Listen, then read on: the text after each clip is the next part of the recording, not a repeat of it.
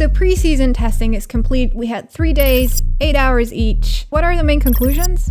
Let's talk about it. So what is preseason testing all about? Teams have these 3 days allocated to test how well their wind tunnel and simulator test results correlate with reality. They're going to be looking out for tire wear, reliability, and of course, the most important of all, aerodynamic efficiency. You can see that Flovis paint all over the car, and that is because they are testing aerodynamics. Are times relevant in this case? Not really. First of all, these times are set on different compounds and we don't really know the engine modes and the fuel load on the car. So comparability in terms of one lap pace is non-existent when it comes to preseason testing. Can we have some conclusions from these times set? Well, maybe a little. It seems like cars are going to be faster this year. Exact amount is debated. It can be around 1 to 1.5 seconds. And Sainz was pretty close to last year's pole time on day 2. The other takeaway is that Max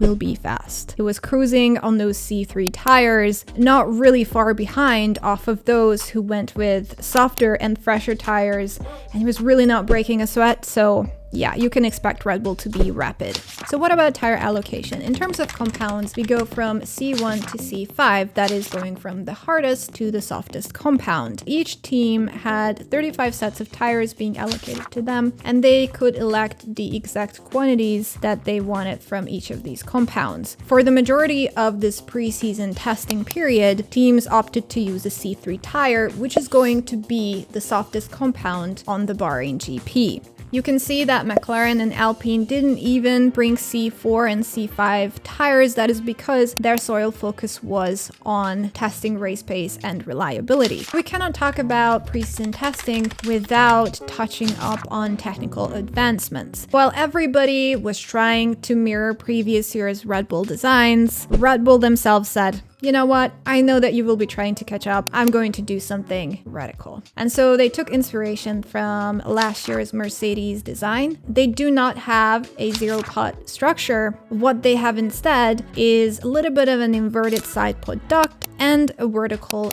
duct as well. And so the combined area of these inlets is expected to be larger than what they had before. This is going to give them a huge aerodynamic improvement. So what was the focus of Ferrari this year? Ultimately, they know that they are pretty good on a one lap. So what they were focusing on this time around is tire wear. They have these thermosensors placed within their side pod duct, and that is meant to check the temperature of the front tires. So ultimately, we'll give them a bunch of data on the tire wear and tire overheating. It seems that they are more consistent in terms of the distribution of downforce. They are less sensitive to wind this time around, but overall, Red Bull are going to be way better in high-speed corners for sure. Mercedes and Aston Martin seem very consistent and stable when it comes to race conditions. Ferrari are going to beat them, I think, during quali sessions, but race pace could be interesting. So McLaren seem very serene and confident in their package, despite the fact that they didn't have a lot of laps in the bank by the end of day 3 of preseason testing. But I'm very curious. They will be probably in that mix with Ferrari, Mercedes, and Aston Martin.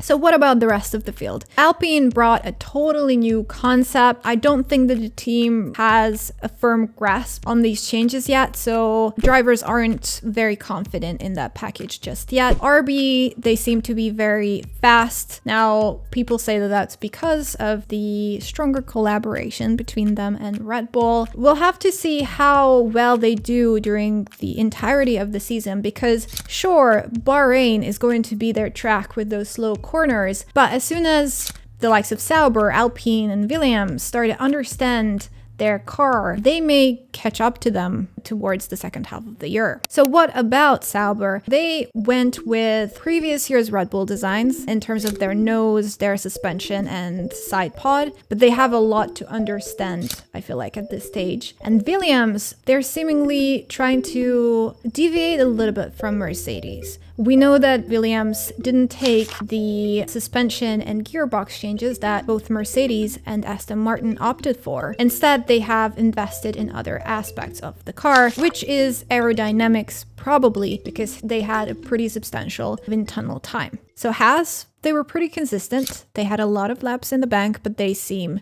slow. So what about the events? Everything went relatively smooth. Third iteration of these regulations, so cars are pretty much solid and reliable. The biggest event was the same drain cover coming up twice, once on day 2 and once on day 3. And yes, the first contact was with a Ferrari. But luckily, Mr. Science, head of Marshall Academy, was there to help the others out to put the drain cover back. So why is the drain cover situation significant? Every year, these cars generate more and more downforce, and that downforce sucks those drain covers in. This can be an issue during the rest of the year. It's really hard to test the security of these drain covers because how do you really mimic the downforce an F1 car generates? You can't. Other than that, Albon had a small fuel pump issue on day 1. Sargent had a little bit of incident after turn 9 that left him in the gravel. Perez also encountered a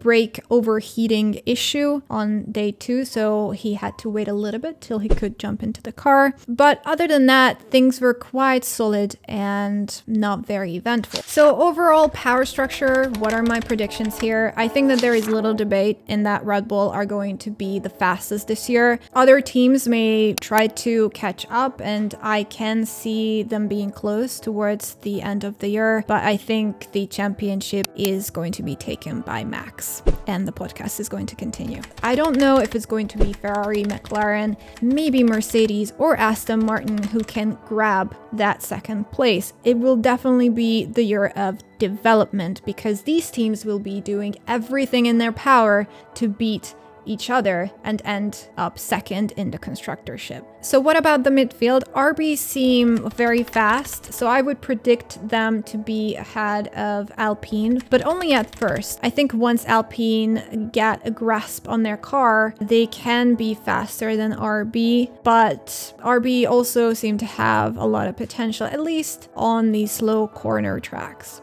Going to the back, I think Williams and Sauber are going to battle it out. Once Williams understand their car a little better, I can see them taking it up to RB or even to Alpine. But right now, I don't think that they are very confident in their package. And Haas, I predict them to be last. So that's it from my side. What are your predictions? Let me know in the comment section below and see you in a couple of days.